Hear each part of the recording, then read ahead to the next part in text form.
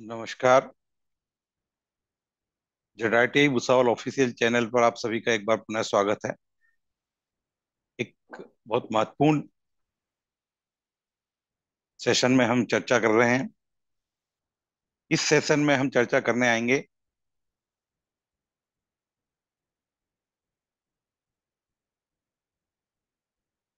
भारतीय रेल पर सूचना क्रांति, इंफॉर्मेशन टेक्नोलॉजी की एक तकनीक, सूचना क्रांति का उपयोग किस तरह से हम यहाँ कर रहे हैं और इसका महत्वपूर्ण उपयोग हमने जो किया है freight operations information system FOS में किस तरह से सूचना तकनीक का उपयोग किया जा रहा है और एफओएस भारतीय रेल पर किस तरह से सहयोगी रहा है, भारतीय रेल के विकास में कहाँ की यात्रा में हमें कहाँ सहयोग मिला है, किस तरह से कार्य हम एफआईएस पर करते हैं, इस सब की चर्चा हम इस सेशन में करेंगे।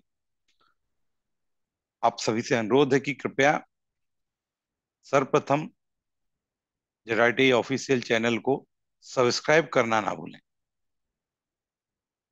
हमारा प्रयास होगा कि हम लगातार आपके लिए इस तरह की ज्ञानवर्धक सूचनाएं, ज्ञानवर्धक मटेरियल्स आपको विभिन्न संकायों से संबंधित प्रस्तुत करते रहें। चलिए तो चर्चा करते हैं फ्रेट ऑपरेशंस इंफॉर्मेशन सिस्टम, माल परिचालन सूचना प्रणाली।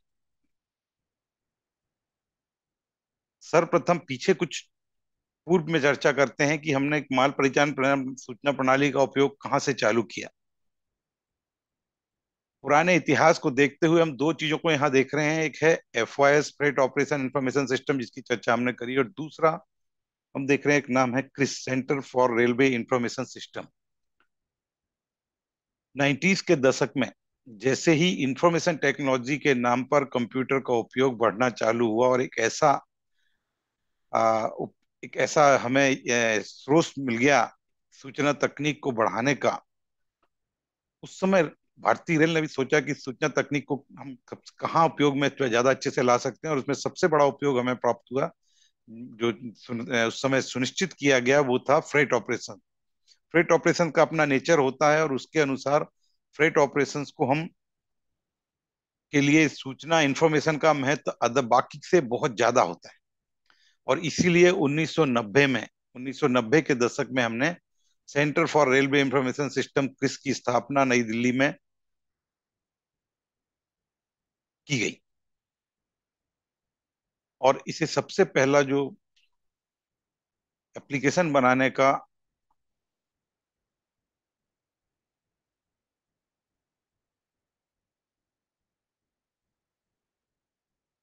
कार्य सौंपा गया वो था हमारा freight operations information system. Background में हम इसका मीनू भी देख रहे हैं। फ्रेट ऑपरेशन इंफॉर्मेशन सिस्टम को शुरुआत में दो आरएमएस रेक मैनेजमेंट सिस्टम के रूप में हमने डेवलप किया था। आगे चल के इसके और भी पार्ट हुए हैं जिसको हम आगे चर्चा करेंगे। हम देख रहे हैं आरएमएस का मेन मीनू जो हम एप्लीकेशन फॉर्म में यूज करते हैं, जहां पर हम सिस्टम के साथ उपयोग में लाते हैं। इस समय चूंकि हम ग्लोबली सिस्टम से जुड़े हुए हैं और कोई भी सूचना, कोई भी इंफॉर्मेशन ग्लोबली हमको साथ कार्य करना पड़ता है, इसलिए फ्रेट ऑपरेशन सिस्टम एफआईएस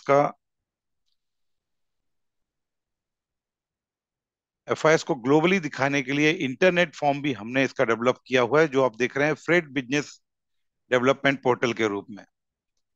यहाँ पर हम बहुत सी चीजें देख रहे हैं जो हमारे लिए यूजर फ्रेंडली या यूजर के साथ कनेक्ट होने के लिए हमें आवश्यक होती हैं। जैसे हम यहाँ देख रहे हैं ई कस्टमर, देखें कितना महत्वपूर्ण है।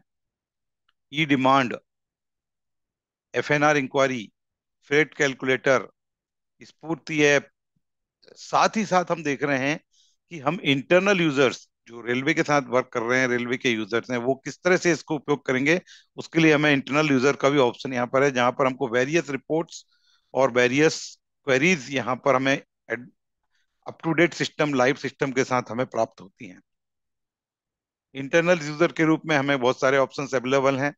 RMS zonal queries, RMS divisional queries, जो TMS zonal web reports, archival zonal, archival divisional, बहुत से एरर शीट्स, अदर चीजें हमें प्राप्त होती हैं एफआईएस इंटरनल यूजर्स के रूप में। लॉगिन का पैटर्न जैसा हमारा सीधा होता है सिस्टम, ऐसा ही एफओएस में जब लॉगिन करने की बात आती है तो यहाँ हम यूजर आईडी पासवर्ड जो भी आपको अलॉटेड है उनको हमको डालना है। एरिया डिवीजन जोन चूज करने के बाद जैसे ही हम सबमिट करते हैं, यहाँ पर हमें एक रोल के साथ प्राप्त हो रोल हमें आपका जो असाइंड रोल है उस पर हम लॉगिन होते हैं, और इस तरह से हमें इंफॉर्मेशन लॉगिन एफओएस के लॉगिन पर हम इंटरनेट का उपयोग करते हुए और अदर चीजों के साथ हम इसका उपयोग कर सकते हैं। माल परिचालन सूचना प्रणाली एफआईएस का डेवलपमेंट हमने थोड़ी थोड़ी सी चर्चा करी। इसके नेचर और इसके महत्व को हम इस सेशन में चर्चा करने जा रहे हैं। प्रतिदिन हम ध्यान देते हैं कि इंडियन रेलवे पर लगभग 13,000 सवारी और मालगाड़ियों का 13,000 सवारी पैसेंजर मेल एक्सप्रेस और अन्य गाड़ियों का संचालन हम भारतीय रेल पर करते हैं, और इन्हीं के बीच लगभग 9,000 से 10,000 के आसपास मालगाड़ियों का संचालन हम करते हैं।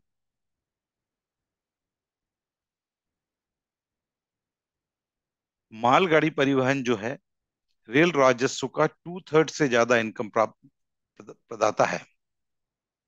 रेल के जो हमारा इंडियन रेलवे का रेवेन्यू है उसका 2/3 से ज्यादा इनकम हमको माल परिवहन से प्राप्त होता है। लेकिन इसके साथ एक विडंबना कह सकते हैं कि इस सिस्टम को शेड्यूल सिस्टम नहीं बना पाए, या कुछ इस तरह के नेचर का ये सिस्टम है जिसको शेड्यूल नहीं किया जा सकता। अतः इसे अति सूचना गहन श्रेणी में हम रखेंगे।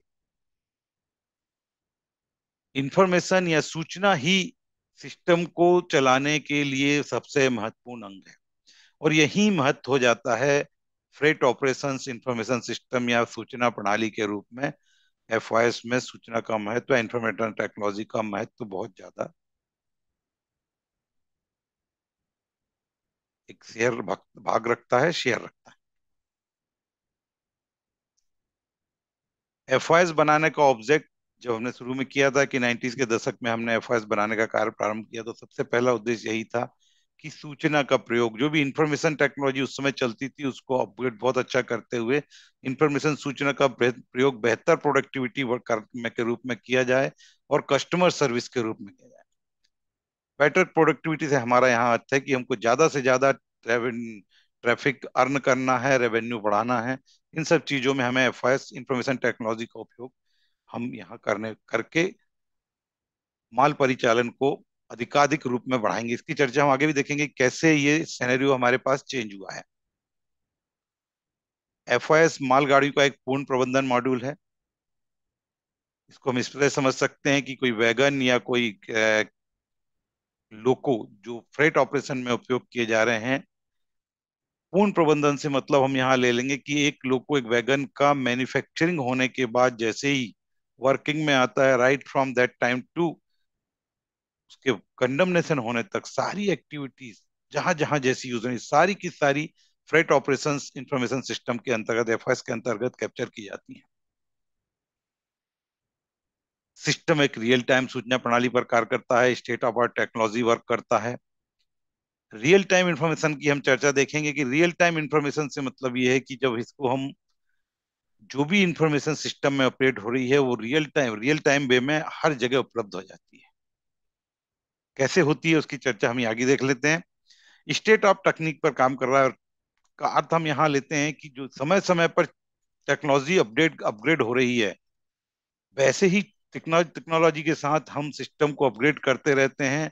हर 2 साल 4 साल 5 साल में सिस्टम को हम उस नए सिस्टम के साथ अपग्रेड, ताकि जैसे जैसे इंफॉर्मेशन टेक्नोलॉजी हमको अगले अगले स्टेज पे जाती है, अब अपग्रेडेड सिस्टम के साथ कनेक्ट होती है, नए नए वर्जन के साथ जुड़ती है, हमारा सिस्टम भी उसके साथ अपग्रेड होकर चलता है। रियल टाइम सिस्टम की हमने बात की थी, तो सिस्टम हमारा दो तरीके से दो भागों में काम करता है, क्लाइंट और सर्वर सिस्टम पर कार्य करता है।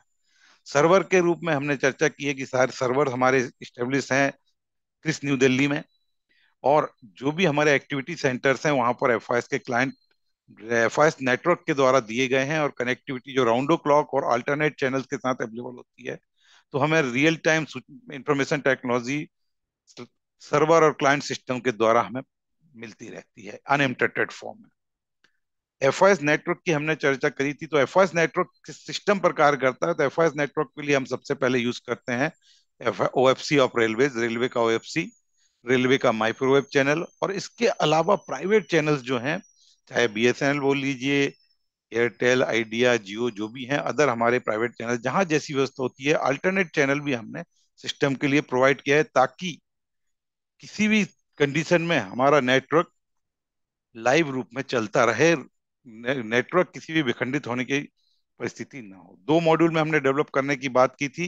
पहला मॉड्यूल था हमारा रेक मैनेजमेंट सिस्टम, आरएमएस, और दूसरा था है टीएमएस। सिस्टम को देख लेते हैं, जो हमने चर्चा करी है कि सिस्टम कैसे सर्वर और क्लाइंट मॉड्यूल जो कि एफआईएस नेटवर्क को यूज करता हुआ वर्क करता है, इसको किस तरह से हम यहाँ प्रयोग देखते हैं।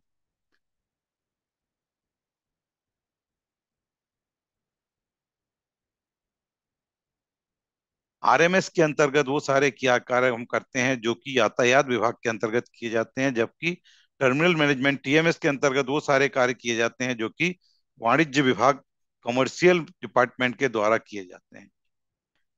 हम जानते हैं कि ट्रैफिक यातायात विभाग दो मुख्य विभागों के सहयोग से चलता है, पहला है ऑपरेटिंग और दूसरा है कमर्शियल डिपार्टमेंट। दोनों के अपने अपने फेज होते हैं। आरएमएस के अंतर्गत होने वाले कुछ मुख्य कार्यों को हम यहाँ पर चर्चा करेंगे, फिर आगे चलेंगे तो टीएमएस टर्मिनल मैनेजमेंट के अंतर्गत क्या होता है उस चीजों को भी हम आगे देखेंगे। आरएमएस के अंतर मुख्य हमारे भाग हैं load planning, train ordering, स्टेबलिंग of train, pre departure detention, BPC, crew, load का फॉर्म करना, लोड का रेडी करना। वैगन्स हमारे पास इकट्ठी हैं, उन्हें जो वैगन्स को हम पहले लोड बनाएंगे, लोड को रेडी करेंगे, लोड को ब्लॉक करेंगे, लोड को रिलीज करेंगे, लोड को एक रेक का नाम देंगे। तो रेक फॉर्मेशन, उसका अपोजिट हमारा डिसिपेशन, इसी तरह से रेक का मार्जिन, देन रेक का प्लेसमेंट और रिलीज। आगे हमने जैसा नाम दिया है रेक मैनेजमेंट सिस्टम, सारा सिस्टम जो वर्क करेगा वो रेक के नाम पर हम सिस्टम को ऑपरेट करेंगे। देन आता है हमारे पास, जब रेक में हम रेक को ऑर्डर कर देते हैं, वैगन लोको लगा देते हैं, एक नाम देकर गाड़ी चलाते हैं, तो ट्रेन ट्रेन बन जाने के बाद हम ट्रेन का arrival, departure, through, light engine का रनिंग। एक लाइट इंजन हमारा इंटरनल बहुत इंपॉर्टेंट पार्ट होता है, लाइट इंजन ऑपरेशन। फिर इसके बाद इसमें और भी कार्य आते हैं, जैसे लोको। लोको बहुत इंपॉर्टेंट पार्ट है। लोको का हमने चर्चा करी कि राइट फ्रॉम कमीशनिंग से लेके कंडम तक, इसके बीच लोको की जितनी एक्टिविटीज होती हैं मेंटेनेंस संबंधित और अदर, वो सारी चीजों को हम कवर करते हैं लोको हेडिंग के अंतर्गत। स्टॉक हेडिंग में हम लोग स्टॉक के अंतर्गत हम कवर करते हैं जितने वैगन्स हैं उनका सिक फिट होना, उनको मेंटेन करना, उनको एग्जामिन करना, उनका राइट फ्रॉम वर्क कमीशनिंग से कंडमनेशन तक सारी एक्टिविटीज स्टॉक ऑप्शन में हम जाएंगे।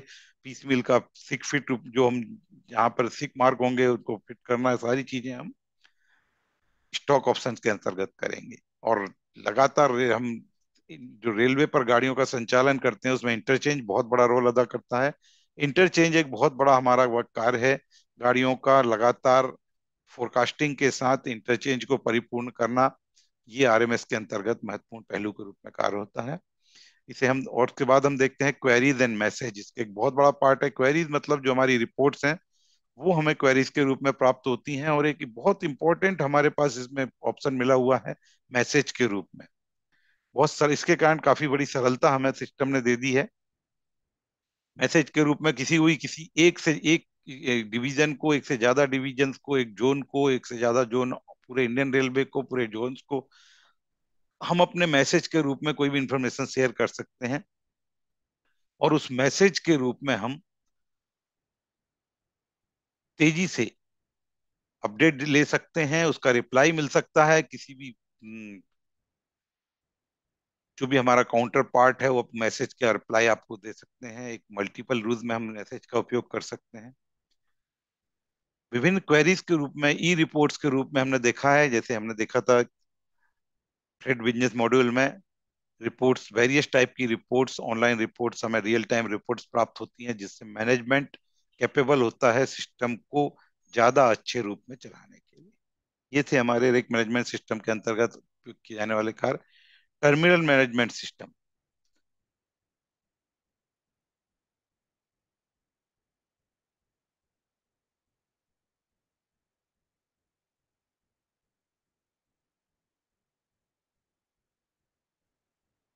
आरएमएस के अंतर्गत हमने चर्चा की थी कि वे सभी कार्य जो ऑपरेटिंग विभाग के अंतर्गत किए जाते हैं, लेकिन बहुत महत्वपूर्ण पार्ट हमारे पास है टर्मिनल, जहां से हम लोडिंग अनलोडिंग और विभिन्न प्रकार की एक्टिविटीज करते हैं। चाहे वो की साइडिंग हो, चाहे वो गुड साइड है, चाहे वो फ्रेट टर्मिनल है, चाहे गति शक्ति टर्मिनल है, जो भी हमारे इस तरह के टर्मिनल है, वहां से जब लोडिंग अनलोडिंग रिलेटेड जो भी एक्टिविटीज हैं उसको हम टीएमएस के अंतर्गत कवर करते हैं। हमने जब पूर्व में चर्चा करी है कि टीएमएस के अंतर्गत वो सभी एक्टिविटीज कवर होती हैं जो कमर्शियल वाणिज्य विभाग के द्वारा की जाती हैं। टीएमएस के अंतर्गत कुछ हम देखते हैं: ई कस्टमर, ई ऑफिस, ई पेमेंट। कस्टमर को रेलवे के प्रोमाइसेस में आने की आवश्यकता तब तक नहीं है जब तक उसे लोडिंग अनलोडिंग नहीं। उसके पूर्व के सारे कार्य अब हम ई कस्टमर को या ई ऑफिस को, कस्टमर के ऑफिस को हमने रेलवे प्रोमाइसेस से चलकर उसके घर, उसके ऑफिस, उसके घर पर पहुंचा दिया है। इलेक्ट्रॉनिकली वो कस्टमर हमारे साथ कनेक्ट हो जाता है और electronically payment, electronically demand, forwarding note, registration fees, और इस सब के बाद इलेक्ट्रॉनिक आरआर, ईआरआर के रूप में हम उसे फाइनल रिसीप्ट प्रोवाइड कर देते हैं after loading and loading duty. Various बेन्स एंड रिस्ट्रिक्शंस को हम कॉम्प्लिकेटेड रूल्स के साथ फॉलो करते हैं, और इन्हें कॉम्प्लिकेटेड रूल्स का को एक हमने टीएमएस सिस्टम के अंतर्गत मैनेज किया हुआ है, और इन्हें उन सब पूरे रूल्स को समाहित करते हुए टीएमएस सिस्टम को डेवलप किया हुआ है। मुख्य कार्य हमारे आ जाते हैं: आरआर का बनाना, फ्रेट कैलकुलेट करना, लोडिंग अनलोडिंग का काम करना, कार्य करना, डैमरेज वारफेज का कैलकुलेशन करना, wagon to wagon, time to time, minute to minute system हमारा सिस्टम मेंटेन करता है। वैगन का प्लेसमेंट, रिलीज, रिमूवल, लदान, उतरान, लोडिंग, इनके विवरण, इनके वेरियस टाइप के registers, various phase wise detentions, सारी चीजों का रिकॉर्ड हम सिस्टम टीएमएस के रूप में करते हैं। डाइवर्सन रीबुकिंग बहुत इंपॉर्टेंट एक्टिविटीज हैं। डाइवर्सन रीबुकिंग जैसी एक्टिविटीज को हम हमारे हायर लेवल के अथॉरिटी मैनेजमेंट के साथ जोड़ के रखते हैं। जब तक वहां से हमें सिस्टम के द्वारा परमिट नहीं होते हैं, तब तक किसी भी लोडेड वैगन की किसी भी डेस्टिनेशन या डाइवर्सन रीबुकिंग की एक्टिविटी को कोई भी व्यक्ति ऑपरेट नहीं कर सकता। ये सिस्टम इंटरलॉकिंग, या एक तरह से बोलें तो इस तरह के सिस्टम को लॉक किया गया कि जब तक सिस्टम के साथ systematic time to time activities नहीं होंगी, तब तक हम किसी भी अलग एक्टिविटी को आप नहीं कर सकते। बहुत महत्वपूर्ण पार्ट आता है हमारा लेखा मेंटेनेंस। जहां पर भी हम मनी डीलिंग की बात करेंगे, वहां पर अकाउंट मेंटेनेंस सिस्टम हमारे के लिए बहुत इंपॉर्टेंस रखता है। लेखा मेंटेनेंस, अकाउंट मेंटेनेंस का वर्क भी टीएमएस के अंतर किया जाता है, और आज की स्थिति में सबसे बड़ी हमारी फैसिलिटी इसके साथ मिल रही है, वो है बैलेंस शीट। जितने भी प्रकार से हम अकाउंट्स मेंटेनेंस सिस्टम के साथ रखते हैं, उसमें हमें बैलेंस शीट के रूप में प्राप्त होता है। और बैलेंस शीट आज की स्थिति में फ्रेट ट्रैफिक की बैलेंस शीट हमें मैनुअली बनाने की आवश्यकता नहीं है। जैसे जैसे सिस्टम ऑपरेट होता है, जैसे ही मंथ एंड होता है, हमें बैलेंस शीट के रूप में प्राप्त हो जाता है। और इसके साथ बहुत इंपॉर्टेंट एक्टिविटीज हमें ये मिलती हैं कि जो इम्पोर्टेंट मैन पावर हमें बैलेंस शीट के लिए लगता था इसको चेक करने के लिए, क्योंकि हम इसको मल्टीपल फॉर्म में इसको यूज कर सकते हैं, तो इस बैलेंस शीट को अकाउंट डिपार्टमेंट अपने हेडक्वार्टर लेवल पर या आपके जो डिविजनल जोनल लेवल पर बैठ के वहां से ही वॉच कर सकता है, और उसी को रेगुलेट करके करने के बाद वहां पर बहुत ज्यादा हमें किसी का डिस्टरबेंस और सब चीजों की आवश्यकता नहीं होगी, और एज पर रूल सिस्टम हमको वर्क करके देता है। ये हमने देखे एफआईएस के अंतर्गत आरएमएस और टीएमएस के कार्य। एक, जहां पर भी हम किसी चीज की चर्चा करते हैं तो सबसे पहली चीज है कि प्रॉफिट।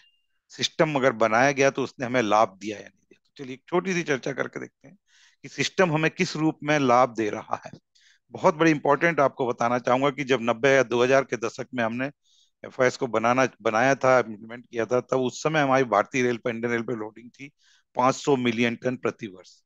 और आज हमारे पास जो लोडिंग हम देख रहे हैं वो 1400 मिलियन टन प्रति वर्ष, और हम इस समय जो टारगेटेड 3000 मिलियन टन की बात कर रहे हैं।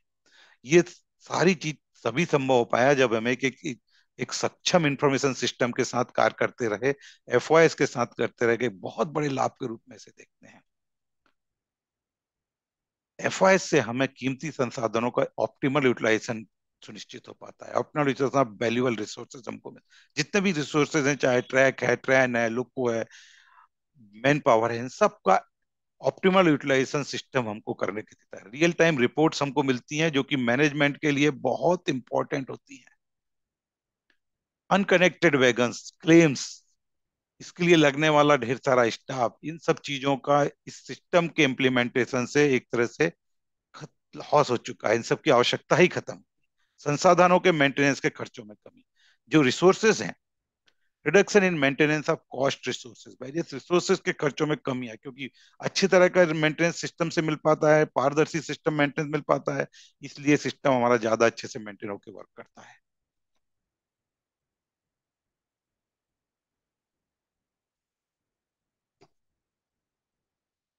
कंटिन्यूअस कार्गो विजिबिलिटी, लगातार कार्गो दृश्यता, गतिशीलता का उच्च स्तर प्राप्त करता है। कंसिस्टेंट कार्गो विजिबिलिटी और हाई लेवल ऑफ मोबिलिटी के कारण हम लगातार सिस्टम को अपग्रेड करते आ रहे हैं, और ज्यादा से ज्यादा लाभ, हमने जो बात करी, इतने बड़े सिस्टम को 500 मिलियन टन से 1400 मिलियन टन पे आज हम वर्क कर रहे हैं, ये सब चीज लाने में यहाँ पर बहुत बड़ा रोल है। वास्तविकता के आधार पर अच्छे और सही निर्णय लेने के लिए मैनेजमेंट यहाँ पर कैपेबल होता है। Reality based good and right decisions time to time, real time हम ले पाते हैं, क्योंकि सिस्टम हमें real time information report provide करता है। रोलिंग स्टॉक का कुशलतम उपयोग, yard detentions, on run detentions, various time on run, पारदर्शी कार्य संचालन, जटिल नियम बनाना, जटिल नियमों के आधार पर आरआर बनाना, उनका कैलकुलेशंस करना, ट्रांसपेरेंट वर्किंग और कॉम्प्लेक्स रूल को सिस्टम हमें प्रोवाइड करता है। और इन सब के आधार पर फाइनली जो हम देख रहे हैं यहाँ पर, कि जो कॉम्प्लिकेटेड अकाउंटल, एक्यूरेट बैलेंस शीट, बहुत इंपॉर्टेंट वर्क होते हैं, डे टू डे वर्क होते हैं, जो सिस्टम जहाँ पर मैनुअल सिस्टम, वहां पर एक हमारे पास लिमिटेशंस आ जाते हैं, वहां हमको इंफॉर्मेशन टेक्नोलॉजी हेल्पफुल करती है। और यहाँ पर देखेंगे कि जो हमें एफआईएस की जो फाइनल लाभ की बात करते हैं, सबसे बड़ा कस्टमर, हमने शुरुआत में ही बात की थी, कस्टमर को इन्फॉर्मेशन हमको प्रोवाइड करना एक बहुत बड़ा हमारा ऑब्जेक्ट था। तो ग्राहकों को रेक की अग्रिम जानकारी, जिससे प्लानिंग नियोजन में आसानी, बहुत सरल होता है हमको कि किसी को बोलना कि एक रेक जिसमें 40 BCM है, या उसको हमें लोड कराना है 8 घंटे में, 10 10 घंटे, 8 10 घंटे में हमको अनलोड करना है। जब हम उसे कन्वर्ट करने देखने जाएंगे तो 250 ट्रक माल करीब करीब एक BCM की जो ट्रक, बाकी तो और आगे तो और से भी ज्यादा हो सकता है। और हम बोलते हैं कि आपको 8 10 घंटे में करना, तो उसको भी एक प्लानिंग करना जरूरी होता है। और ये जो इन्फॉर्मेशन कस्टमर को प्राप्त हो रही है, ये सिस्टम को कस्टमर के नियोजन में आता है, और इसी के कारण से जब कस्टमर हमको खुद लाभ कमाता है, तो रेलवे के साथ लाभ शेयर करने में ज्यादा इच्छुक होता है। और फाइनली हम बात करेंगे कि जो हमने देखा है एफआईएस के लाभ के रूप में, कि जो बढ़ती इकोनॉमी है, इंक्रीजिंग इकोनॉमी में increasing profit and growing efficiency of operations and increasing profits and growing economy, हम बढ़ती अर्थव्यवस्था में परिचालन की कुशलता और लाभ को हम लगातार बढ़ा रहे हैं, और इसीलिए हमने और हमारे टारगेट, तो हमने देखा कि ये एफओएस को हमने किस तरह से बनाया, क्यों बनाया, ऑब्जेक्ट क्या थे, उसके कार्य क्या हैं, उससे मिलने वाले लाभ के बारे में हमने चर्चा करी। एफओएस को चलाने के लिए यहाँ पर हमें वेरियस जो हमारी रिपोर्ट्स प्राप्त होती हैं, उनकी एक छोटी सी चर्चा कर लेते हैं। इंटरचेंज फोरकास्ट की रिपोर्ट है, करंट इंटरचेंज है, लाइकली शॉर्टफॉल है, loads on run, arrival departure monitoring, loco position, loco history, section wise speed, TOR, HOR, PDD, terminal detentions, examinations, rake position, rake release, predictions, wagon census, various type की जो activities हैं, ये सब हमको FIS report के रूप में live और up to date real time system के साथ प्राप्त होती रहती हैं। Demand and loading, stock reports, COA, control office application के साथ इंटीग्रेशन, इंटीग्रेशन हमारे पास बहुत है, इसको हम चर्चा आगे करते हैं कि कंट्रोल एप्लीकेशन एप्लीकेशन क्या है, इसके साथ इंटीग्रेशन किस तरह से हमको कार्य कर रहा है, एक अनशेड्यूल सिस्टम को हम कैसे इस सिस्टम के साथ जोड़ के चला रहे हैं, ये सब चीजें हमको प्राप्त करती हैं। Online payment, restrictions, other TMS reports, FIS message, circulars, caution order, unusual occurrence, ये सारी चीजें एफआईएस रिपोर्ट्स के हम रूप में प्राप्त करते हैं। पीछे एक पूर्व में हमने चर्चा करी थी कंट्रोल ऑफिस एप्लीकेशन, सीओ, एक हमारा बहुत इंपॉर्टेंट पार्ट है, इंडियन रेलवे का बैकबोन सिस्टम है, नियंत्रण कार्यालय हमारे लिए बहुत महत्वपूर्ण प्रयोग करते हैं। यहाँ हम देख रहे हैं कंट्रोलर कैसे आज की स्थिति में एक तकनीकी रूप में कंट्रोल ऑफिस एप्लीकेशन, जो कि हमारे क्रिस के द्वारा डेवलप ही एक पार्ट है, उसके अंतर्गत कैसे कार्य करता है उसका एक व्यू आपको नजर आ रहा है। कंट्रोल ऑफिस एप्लीकेशन में हम दो स्क्रीन देख रहे हैं, इनको देखते हैं। छोटा एक स्क्रीन जो हम देख रहे हैं वो है हमारा टाइम पैड, जिसमें कंट्रोलर को गाड़ियां दिखती हैं सेक्शन में, जो train up and down train run होनी है।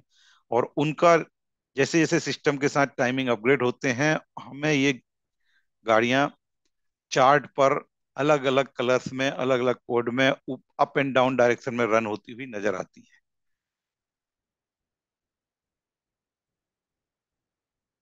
ये एक छोटी सी हमारी समरी थी कंट्रोल ऑफिस एप्लीकेशन सीओए के बारे में। सीओए की चर्चा हम अगले किसी और चैप्टर में, एक बार सीओए को हम डिटेल चर्चा करेंगे, उसके लिए अलग से हम वीडियो बनाएंगे जिसका लिंक हम आपको बाद में इसमें लगा देंगे। तो कंट्रोल ऑफिस एप्लीकेशन के साथ सीओ एफओएस का इंटीग्रेशन बहुत महत्वपूर्ण है, ताकि एक ही कार्य को, इंटीग्रेशन से हम यहाँ बहुत सारा कार्य इसलिए कर सकते हैं कि एक ही कार्य को रिपीटेटिव दो जगह हमें ना करना पड़े। कंट्रोल ऑफिस एप्लीकेशन के इंटीग्रेशन या सीओए के एकीकरण के कारण हम यहाँ पर ये सुनिश्चित कर लेते हैं कि गाड़ी का बनाने का कार्य, टर्मिनल एक्टिविटीज, सारी चीजें हम करेंगे एफवाइज में, और चलाने का कार्य इंटीग्रेशन के द्वारा हम चलाने का कार्य जो करेंगे वो सीओए कंट्रोल ऑफिस एप्लीकेशन में करेंगे। और एक दूसरे के साथ डाटा शेयरिंग के द्वारा हम सिस्टम को अपग्रेड करते रहेंगे और लाइव सिस्टम के साथ हम जुड़े रह सकते हैं। आप देख रहे हैं सीओए एफआईएस एकीकरण या ट्रेन और के अंतर्गत ट्रेन ऑर्डरिंग का स्क्रीन। सीओए एफआईएस इंटीग्रेशन में बहुत बड़ा महत्वपूर्ण है। जैसे ही किसी भी एफओएस के टर्मिनल पर हम किसी भी लोड में लोको को लगाते हैं, लोको अटैच करते हैं, एक इंफॉर्मेशन चली जाती है सीओए के टर्मिनल पर, और सीओए के कंसर्न सेक्शन टर्मिनल पर वो इंफॉर्मेशन हमें पहुंच जाती है, और वहां से कंट्रोलर महोदय के द्वारा जो भी ट्रेन होती है उसको ट्रेन ऑर्डरिंग ओरिजिनेटिंग पार्ट से उसे पिकअप किया जाता है, जो कि बाद में हमें अप एंड डाउन ग्रिड पर मिलती है। और उसके बाद जैसे जैसे सेक्शन में रन होती है, इंटीग्रेट होने के साथ ये गाड़ियां चलती रहती हैं। इसी में इंटीग्रेशन के साथ हम देखते हैं एफओएस में एक पेंडिंग टास्क का यहाँ पर छोटी सी चर्चा कर लेते हैं कि कैसे एफओएस वाले मेरे एफआईएस में जो एंट्रीज हो रही हैं, एफआईएस वाले हमारे जो रिकॉर्डर्स हैं, एफआईएस के जो हमारे एक्टिविटी सेंटर्स हैं, उन्हें कैसे पता चलेगा कि एफआईएस सीओए के साथ जो कनेक्टिविटी है, सीओए के साथ जो हमको इंटीग्रेशन करना है, उसके साथ कैसे उसने पूर्ण एक्टिविटीज पूरी की कि नहीं। इसलिए पेंडिंग टास्क विद सीओए अलग अलग स्क्रीन में बहुत जगह हमने प्रोवाइड किया हुआ है, ताकि जो भी जिस ट्रेन के साथ पेंडिंग टास्क पर क्लिक करेंगे वो बता देता है कि उस एक्टिविटी में किस एक्टिविटी को रह गई है, की गई है, या फिर कंप्लीटेड एक्टिविटीज कर दी गई हैं। ट्रेन डिपार्ट होने के टाइम के पहले सारी एक्टिविटीज एफआईएस में कंप्लीट कर ली जानी जरूरी है। इसके बाद ही सीओए के साथ एफआईएस का इंटीग्रेशन संपूर्ण रूप से हो पाता है। आप लोगों ने सिस्टम को काफी ध्यानपूर्वक देखा, और इस सब चीजों के लिए हम हमारे मार्गदर्शन और प्रस्तुति के लिए आपके लिए हमने कोशिश की है, और भी हम इस तरह के आगे आपके लिए लेके आएंगे।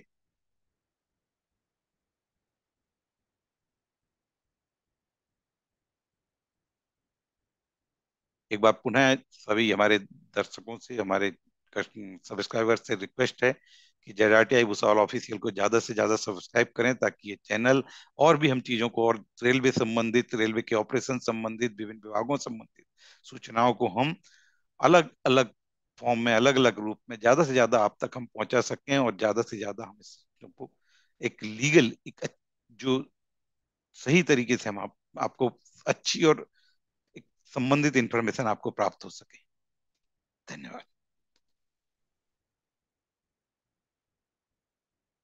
पुनः एक बार आप सभी का धन्यवाद।